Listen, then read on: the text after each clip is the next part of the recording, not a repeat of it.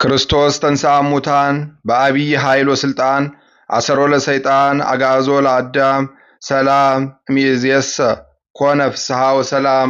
በጌታችን በኢየሱስ ክርስቶስ መስቀል አጠገብም እናቱ የእናቱም እህት የቀሌዮጳ ሚስት ማርያም መግደላዊት ማርያምም ቆመው ነበረ። ጌታችን ኢየሱስም እናቱንና የሚወደው ደቀ መዝሙሩን ቆመው ባያቸው ጊዜ እናቱን አንቺ ሆይ እነሆ ልጅሽ አላት። ከዚህ በኋላ ደቀ መዝሙሩን እናትህ እነኋት አለው። ከዚያችም ሰዓት ጀምሮ ደቀ መዝሙሩ ተቀብሎ ወደ ቤቱ ወሰዳት። የዮሐንስ ወንጌል ምዕራፍ 19 ከቁጥር 25። አንድ አምላክ በሚሆን በአብ በወልድ በመንፈስ ቅዱስ ስም ግንቦት 16 በዚች ቀን ዕውቀትን ከልቦ ያፈለቀ የኢየሩሳሌሙ ሰው የአልዓዛር ልጅ ኢያሱ ሲራክ አረፈ። እርሱም በጥንተ ትንቢቱ የባሕር አሸዋን የዝናብ ጠብታን የዘመንን ቁጥር ማን ቆጠረ አለ። ከአብ ጋራ ስላለው አንድነት የጥበብ አኗኗር ከዓለም መፈጠር በፊት ነው። ለጥበብ መገኛዋ ለማን ተገለጠ? የጥበብ ምኵራንስ ማን አወቀ? በእግዚአብሔር ዙፋን ላይ የምትቀመጥ እጅግ የምታስፈራ ናት አለ። ሁለተኛም እኔ ከልዑል አፍ ወጥቼ ምድርን እንደ ጉም ሸፈንኋት፣ በሰማያትም እኖራለሁ፣ ዙፋኔም በደመና ምሰሶ ላይ ዘረጋሁ። ብቻዬንም በሰማይ ዳርቻ ዞርኩ፣ በውቅያኖስም ጥልቅ ውስጥ ማረፊያ እየፈለግሁ በባህሩ ውሃ ላይ ሁሉ ተመላለስኩ አለች አለ።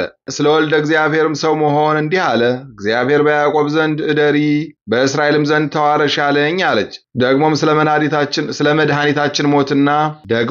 መድኃኒታችን ሞትና ስለ ክፉዎች መጥፋት በወጥመዱም ይጠመዳሉ፣ የመሞቻቸውም ጊዜ ሳይደርስ ይሰጥማሉ አለ። ስለ ንስሐና ከንስሐ በኋላም ወደ ኃጢአት ስለመመለስ እንዲህ አለ። ከታጠቡ በኋላ ቆሻሻን መዳሰስ ምን ይጠቅማል? ደግሞም ስለ ቤተ ክርስቲያን መታነጽና ስለ ሕዝብ እንዲህ አለ። አቤቱ በስም የተጠሩና በበረከትህ ያበዛሃቸውን ወገኖችን ይቅርበል። መመስገኛና ማደሪያ የሆነችው አገር ኢየሩሳሌምንም ይቅርበል። የቃልህን በረከት በጽዮን በልጆቿ ላይ ምላ። ስለ ሹማምንቶችና ስለ ሰባቱ ማዕረጋት ሲናገር እንዲህ አለ። ሰባቱን ኃይሎች የተቀበለች የሰው ሰውነቱ ጉበኛ ናት። ከዚህም ሁሉ ጋር መንገድህን ያቀናልህ ዘንድ ወደ ልዑል እግዚአብሔር ጸልይ። ስለ ጻድቃንም እንዲህ አለ። የጻድቃን ልጆች በዱር ጠል የዱር አበባ እንዲያብብ እንዲሁ ብቀሉ አብቡ፣ እንደ ሊባኖስ መዓዛችሁ እንዲሁ የጣፈጠ ይሁን። ዳግመኛ የእግዚአብሔርን ሥራ ሲያስብ እንዲህ አለ። የሰማይን ንጽሕናውን ጽናቱን ብርሃኑን ያሳይ ዘንድ በሰማይ ገጽ ላይ ፀሐይን ማውጣቱን በቀትርም ጊዜ አገሩን ማቃጠሉን አስቦ እንደ ምድጃ እሳት የሚነድ ላቦቱን ማን ይቃወመዋል? የፀሐይ ዋይ ሦስተኛውም ተራሮችን ያቃጥላቸዋል፣ ከእርሱም የእሳት ወላፈን ይወጣል አለ። ጨረቃም ለዓለም ምልክቱ ነው፣ በእርሱም የዘመናት የበዓላት ምልክት ይታወቃል። ስለ ከዋክብትም የሰማይ ጌጦቿ የከዋክብት ብርሃናቸው ነው።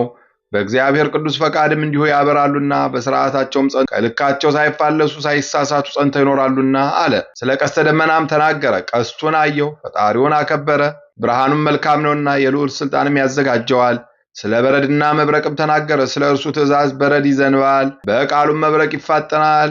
ደመናትም እንደ አዕዋፍ ይበራሉ፣ ነፋስም በእርሱ ፈቃድ ይነፍሳል። የነጎድጓዱም ድምፅ ብልጭታው ምድርን ያስፈራታል። አውሎና ውርጩ ነፍስን ያስጨንቃታል። ሰማይን እንደ ብረት ልብስ የሚሸፍነው እንደ ስለታም የብርጭቆ ስባሪ ይብለጨለጫል አለ። ስለ ዝናምም ተናገረ። ዝናም የወረደ እንደሆነ ምድርን ደስ ያሰኛታል፣ በትእዛዙም ባህር ይደንቃል አለ።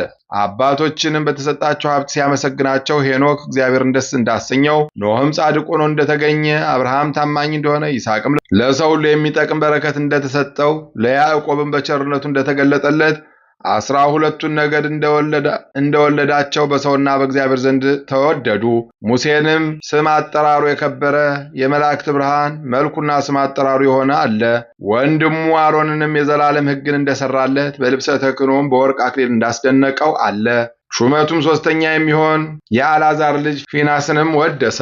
የነዌ ልጅ ኢያሱንም ለእስራኤል ልጅ የርስታቸው ምድር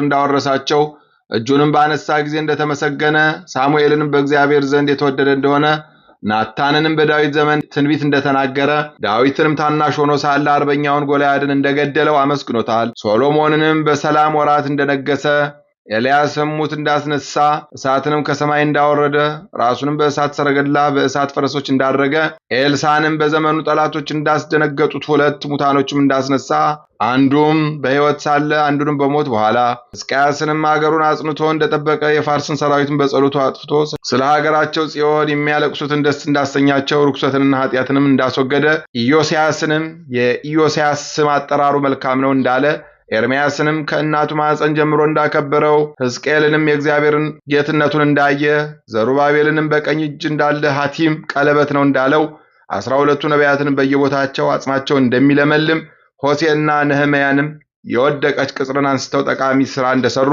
ዮሴፍንም እርሱ የመሰለ ደግ ሰው እንዳልተወለደ ኖህንና ሴምንም ክብራቸው ከሰው ሁሉ እንደሚበልጥ አዳምንም በፍጥረት ሁሉ ላይ ንጉሥ እንደሆነ ስምዖንንም በዘመኑ ቤተ መቅደስ እንደታነጸ በሕዝቡ ከምርኮ መመለስ እንደተመሰገነ በመጽሐፉ መጨረሻም ከሁሉ ቦታ ታላላቅ ሥራ የሚሰራና ዕድሜያችንን የሚያስረዝም እግዚአብሔር አምላክን አመስግኑት አለ። ይህንንም ተናግረው በፍቅር አንድነት አረፈ።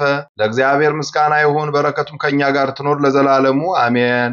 በዚች ቀን የወንጌላዊ ቅዱስ ዮሐንስ መታሰቢያው ነው። በእስያና በኤፌሶን በዙሪያቸውም ባሉ አገሮች ሁሉ ስለመስበኩና ከባህር በመስጠም ወደ ፈጣሪያቸው እግዚአብሔር እስከመለሳቸውና የክብር ባለቤት ጌታችን በእጆቹ ላይ በሚያደርገው ታምራት በትምህርቶቹም ከሰይጣን ወጥመድ እስካዳናቸው ድረስ ጣዖታትን ከሚያመልኩ ከክፉዎች ሰዎች ስለደረሰበት መከራ ነው። በሸመገለም ጊዜ ወንጌልን የጻፈላቸው 3 ወንጌላውያን የሚያስቀሩትን እስከሚጽፍ መንፈስ ቅዱስ አነሳስቶታልና የወልድንም አኗኗሩንና ሰው መሆኑን ዓለም የማይወስነውን ተአምራቱን ከዚህም በኋላ ወደ ሰማይ እንደወጣና ሥርዓታቸውንም አይቶ አቡ ቀለምሲስ የሚባለው ጻፈ። ለስብከቱ የበዓሉ መታሰቢያ ሊሆን ግብፃውያን ይህንን ሰሩ። ዳግመኛም በእስክንድርያ ሀገር ውስጥ ቤተክርስቲያኑን የከበረችበት ቀን ነው። ለእግዚአብሔር ምስጋና ይሁን፣ እኛንም በዚህ በከበረ ሐዋርያ ጸሎት ይማረን፣ በረከቱም ከእኛ ጋር ትኑር ለዘላለሙ አሜን። በዚህች ዕለት በሰማዕትነት የሞቱ ኤጲስቆጶሳት የዮሴፍ ልጅ ይምነዋስም መታሰቢያቸው ነው። በረከታቸው ከእኛ ጋር ትኑር ለዘላለሙ አሜን። አንድ አምላክ በሚሆን በአብ በወልድ በመንፈስ ቅዱስ ስም ግንቦት 17 በዚች ቀን የከበረ አባት ታላቅና የተመሰገነ የቆጵሮስ ኤጲስቆጶስ ቅዱስ ኤጲፋንዮስ አረፈ። ምስጋና ይሁን ለአብ ለወልድ ለመንፈስ ቅዱስ አንድ አምላክ በሚሆን ዛሬም ዘወትርም ለዘላለሙ አሜን። በግንቦት 16 ቀን የሚከበሩ ዓመታዊ የቅዱሳን በዓላት ቅዱስ ዮሐንስ ወንጌላዊ ስብከቱና ቅዳሴ ቤቱ፣ ቅዱስ ኢያሱ ሲራክ ነቢይና ጠቢብ መጽሐፈ ሲራክን የጻፈ፣ ቅድስት እናታችን አስበ ሚካኤል ኢትዮጵያዊት። ወርሃዊ በዓላት ኪዳነ ምሕረት፣ ቅድስት ኤልሳቤጥ፣ ቅዱስ ገብረ ማርያም ጻድቅ፣ ቅዱስ አኖሪዎስ ጻድቅ፣ አባ አቡናፍር ገዳማዊ፣ አባ ዮሐንስ ወንጌሉ ዘወርቅ፣ አባ ዳንኤል ጻድቅ። በጌታችን በኢየሱስ ክርስቶስ መስቀል አጠገብም እናቱ የእናቱም እህት የቀሌዮጳ ሚስት ማርያም መግደላዊት ማርያምም ቆመው ነበረ። ጌታችን ኢየሱስም እናቱንና የሚወደው ደቀ መዝሙሩን ቆመው ባያቸው ጊዜ እናቱን አንቺ ሆይ እነሆ ልጅሽ አላት። ከዚህ በኋላ ደቀ መዝሙሩን እናትህ እነኋት አለው። በዚያችም ሰዓት ጀምሮ ደቀ መዝሙሩ ተቀብሎ ወደ ቤቱ ወሰዳት። የዮሐንስ ወንጌል ምዕራፍ 19 ከቁጥር 25። የሰማነውን በልቦናችን ያሳድርብን። ከቅዱሳን አባቶቻችን ከቅዱሳት እናቶቻችን በረከት ረድኤት ያሳትፈን። ይቅርታውን ቸርነቱን ያርቅብን። የሰላም አምላክ ሰላሙን ይስጠን። ለበዓለ ጰራቅሊጦስ በሰላም ያድርሰን። አቡነ ዘበሰማያት ይትቀደስ ስምከ ትምጻእ መንግሥትከ ወይኩን ፈቃድከ በከመ በሰማይ ከማሁ በምድር ሲሳየን ኢየሱስ ክርስቶስ ከመ ይስረይ ለነ ኃጣውኢነ ተማኅፀነ ብከ ኃይለ እግዚአብሔር አብይ ኦ እግዚእ ኢየሱስ ክርስቶስ ሥራይ ኃጢአቴ ወኃጢአተ ኩሉ ሕዝብከ ማሰራ ኃጢአት እግዚአብሔር ይፍታ። እግዚአብሔር ይባርክ። ሰላም ያሳደረ ሰላም ያውለን። ሰላም ያዋለ ሰላም ያሳድረን።